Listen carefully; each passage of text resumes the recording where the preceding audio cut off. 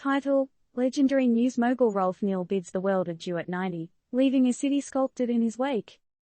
Dr. Rolfe Neill, the powerhouse ex-publisher of the Charlotte Observer, known for his significant contributions to the city of Charlotte and leading a Pulitzer-winning newsroom, has passed away at 90. This newshound lived and breathed the press, witnessed the industry's seismic shifts, and never shied away from voicing his opinions.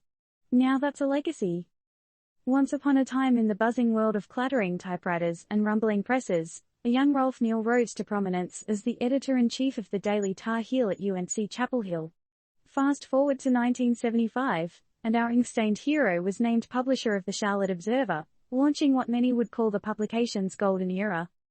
So, who was this newspaper rockstar? Born in Mount Airy, Neill kick-started his career at the Franklin Press after 2 years in the Army and a stint at Chapel Hill. He briefly departed the Observer in 1961, spreading his talents across Florida, New York, and Philadelphia before returning as publisher. During Neill's 22-year reign, the Observer's newsroom bloomed, even absorbing the city's afternoon daily Charlotte news. And let's not forget the duo of Pulitzers picked up for public service.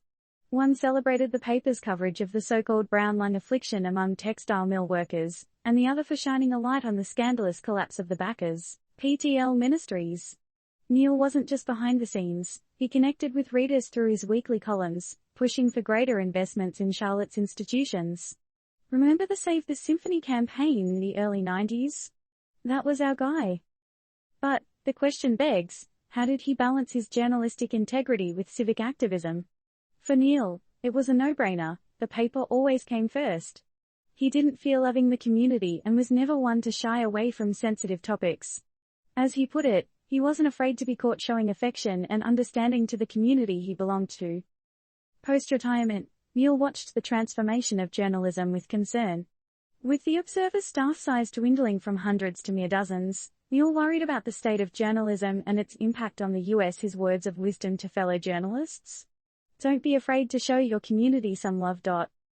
As we bid adieu to this newsroom titan, we can't help but ask, how do we carry Neill's legacy forward? How do we love our communities while maintaining journalistic integrity? And in the face of shrinking newsrooms and transforming media, how can we continue to promote the kind of journalism that made Rolfe Neill a legend? Disclaimer: this article does not provide advice on investments or health matters, nor does it advocate for specific causes. It is purely informative. Any actions taken by the reader based on this story are the sole responsibility of the reader.